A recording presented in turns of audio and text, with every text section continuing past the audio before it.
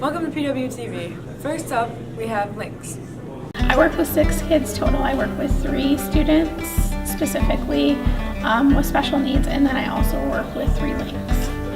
The best part of my job is just getting to work with all of the kids, whether they're special ed students or whether they're gen ed kids. I enjoy all of it. The hardest part of my job is probably watching the kids that are in special ed struggle in the gen ed classrooms. Trying to fit in would probably be the hardest. The links help me a ton in my job. They are great as far as getting kids to socialize in groups in the classroom when there's a group project. They're there to just get them involved. It's been pretty cool to also see the links and the students forming that bond together. So, what would you say to someone wanting to be a link or wanting to go into special education? I would tell them to definitely take the risk and do it. It is well worth the time. It's a huge reward both for you and for the students that you work with. What is the best part about working with the kids you do? The stories I hear every day are phenomenal. I have the students fill out daily logs every day about what happens in class, and the stories I hear and the beautiful things that happen in the classroom make it worth it every day. I always laugh every day about something somebody does, and all of the encouraging things that happen in the classroom are really, really cool. What is the most rewarding part of your job? I think the rewarding part is seeing the reactions of the links and the students at the end of the semester or at the end of the year every year, and just seeing how much their friendships grow more than anything else. It's not just a class. You get to build a relationship with somebody that'll last forever. And seeing years later, students still talk about their links from 2 or 3 years ago, it makes a huge difference, and it's really, really cool. How much has links changed over the years? So I think it's become more of a learning experience, academically speaking. There weren't as many requirements when I walked in. It was basically you go into the classroom and you come to a meeting once every few weeks.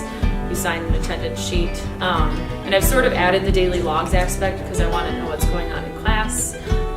There's journals just to sort of help students get a different perspective on things that might be running through their students' heads. What would you say to students who are looking to be a link next year?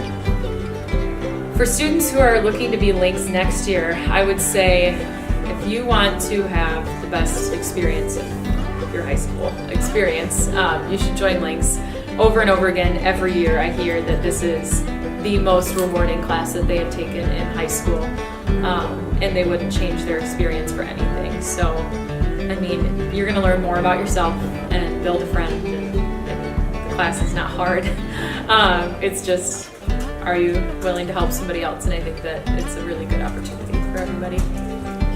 And how many links do you have this year paired up with different students?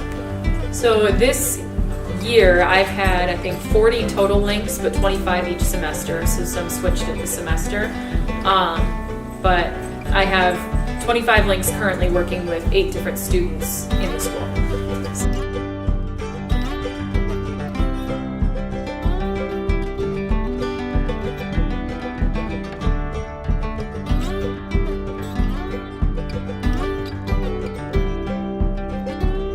Favorite thing about bowling this year is making a lot of friends, improving, and just getting better all around. Well, this year my favorite thing was like getting to know other teams. It's really interesting, and we had lots of fun, and we bowled really good this year. Team accomplished. We got 6th in regionals. Brennan Castle and Beth Sorrell made it to states. This year we got placed 6th at regionals, and it was pretty good. And a lot of our individual bowlers bowled really, really well. It's really exciting. The upcoming season, I see positive things. I'm hoping everyone can improve, and hopefully we can make it next year. There's a lot of young bowlers with tons of talent, and it's going to be interesting to see how they bowl. It's looking really good. It's looking really positive. Well, this year is just about over, and it was pretty good. And I hope next year will look just the same as this year. Now onto the next segment, which is about Crocs. I do not like Crocs at all. It looks like people have duck feet.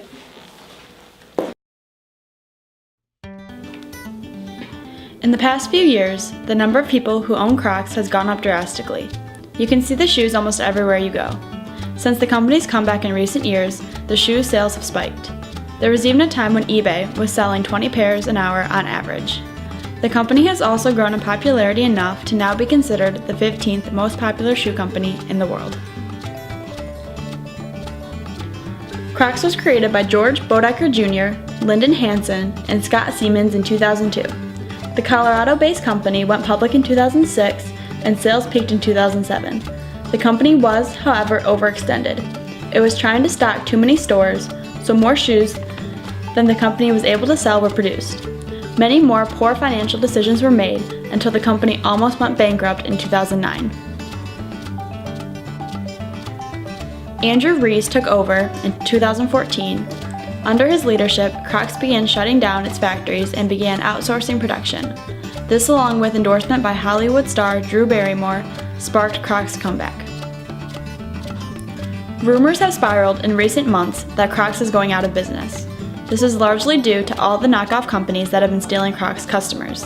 These are, however, simply rumors, and projections show that Crocs will continue growing and thriving for years to come. Polar vortex.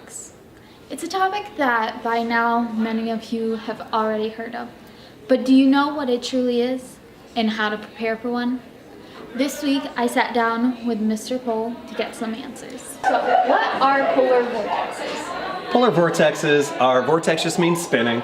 So every time you have the earth spinning, it has friction to the air and it makes the air spin above it. So above the poles you have these spinning masses of cold air. Those are our polar vortexes. Alright, and how did it move from the poles to the United States? Air always moves just by high pressure going in, low pressure being pushed out of the way. So in the winter, the polar vortex actually has a lowering of air pressure, and we have this high pressure air mass push its way up into the poles, which means that cold air got pushed out of the way down into where we are. Alright, and how did it return back to the poles? Exact same way.